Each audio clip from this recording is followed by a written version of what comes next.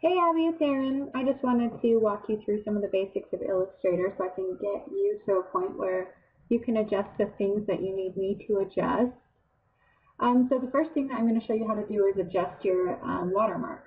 So first in Adobe Illustrator, go ahead and open it up and then click File, Open.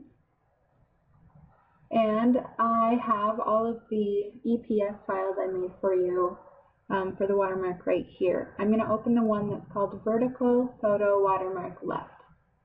An EPS is a file that's specific for Photoshop, Illustrator, InDesign, any of those. So the reason I gave you those is because they are adjustable and customizable, and they will never lose resolution, which is the most important thing, since if you're ever going to use this for print materials, which I assume you are, you'll want it to not lose resolution and be really high quality. So open up your Vertical Photo Watermark Left. I sent that to you in an email. Once it's open, you can see that the whole watermark is just in white. This poses a problem, obviously, because we can't see what we're editing. So what I want you to do is make sure you're clicked on the black arrow. This is called the selection tool. Then you're going to just click and drag over the watermark, and it will select all of the different items. So this is the top line, the middle line, and the bottom line. And then this small line is where twistmepretty.com is. Then I want you to come over to your toolbar and make sure you are selected on Fill and not on the stroke. So just click Fill and make sure it's in the front. This means that we're going to change the interior of any object as opposed to the outline or the stroke. So click Fill, and then I just want you to change it to whatever color you want so that you can see it. See how I've changed it to gray? Now I can see all of the elements. Now what I want to do is adjust how thick these bands are. But you can see that when I click on it, it's selecting all of it. So if I were to drag it, it would pinch Twist Me Pretty and make it too small. I'm just going to click Control Z, or for you Command Z, to undo what I just did. So in order to select the lines without the text, what you need to do is switch over to the Direct Selection tool, which is the white arrow in your toolbar. The Direct Selection tool lets you select pieces within a group. So in our group, we have the top line, middle line, bottom line, and the text. What I'm going to do is just select all three lines by clicking and dragging over them. I'm going to make sure it's not also selecting the words Twist Me Pretty, and you can tell that it hasn't because there's not a line underneath it. If you hold down Shift and click on Twist Me Pretty, it will add it to the group you've selected. If you want to deselect a specific item, then click Shift and click it again. So now that we've selected the three lines that you're going to want to adjust, go back to your regular selection tool, and it will show some bounding boxes here on the bottom and on the side and on the corners. So all I'm going to do is click and drag until it's about how skinny I think you want it, and that's what's kind of tricky, is I don't know what exactly you want. So now Twist Me Pretty is a little bit above, so we just need to adjust these lines behind. So I'm going to go back to the Direct Selection tool, select the three lines, and then go back to the regular selection tool, and either you can click and drag, or I'm just going to use the up arrow key. And then just click somewhere so you can see what you've done. If it's the way you like it, then leave it. If you want to adjust it again, go to your Direct Selection tool, select the three lines, then go back to your selection tool and adjust, and arrow up until it's aligned with the pieces you want. That looks good to me. If you like what you've got, then you just are going to select it all and change it back to white. Then you're going to need to save it for putting on top of photos.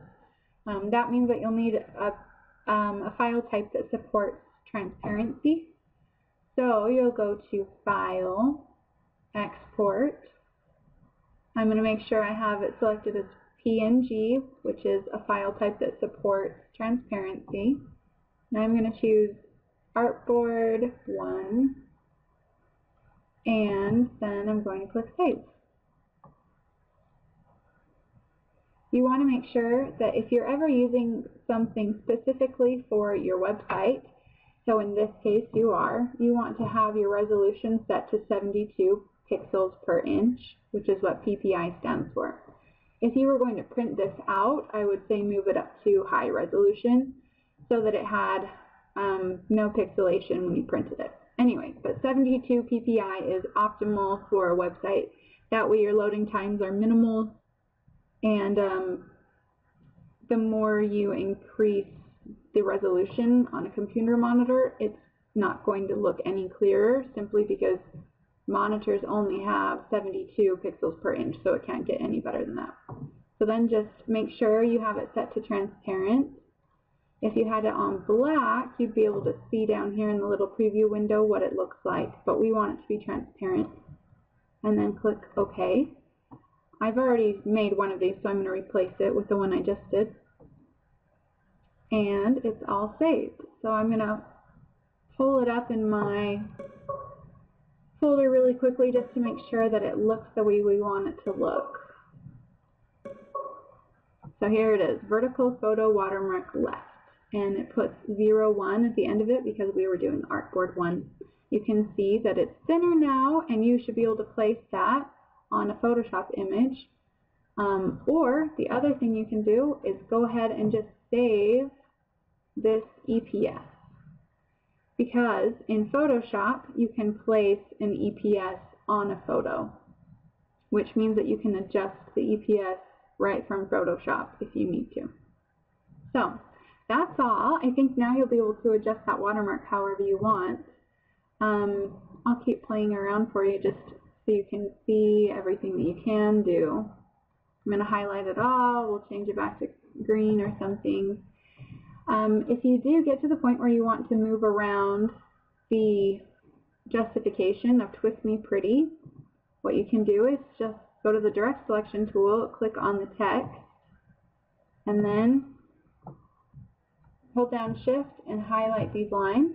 And then in your Align tab, which is right down here, if you don't have it, then go to Window and then find Align and click it. I'll open mine back up for you, so then it'll show up over here. Then you can click Horizontal Align Right, and it'll throw it to the right side, or Center, and it will put it in the middle. We'll put it on the right side, and then move the whole thing back to the center of our artboard. So that's a really easy way to move that around. If you ever want to ungroup something, you can see right here, this is called a group. Watch what happens. When I select all of it, the red box indicates which plane you're working on. So I've selected all of them. If I want to ungroup them, I'm going to hold down Command-Shift-G. And you can see that that group went away. So now I can select individual pieces with my regular selection tool without it selecting everything. The only problem with that is that I like to keep things grouped together so that they remain proportionate to each other and adjusted the way I want them to. So once you have it the way you like it, like right now I'm going to move this over, I like there to be just a little bit of space. Then highlight it all and click or type on your keyboard Command-G, and it will group them back together again. Anyway, I hope that helps. If you need me to walk you through anything else, I'd love to help.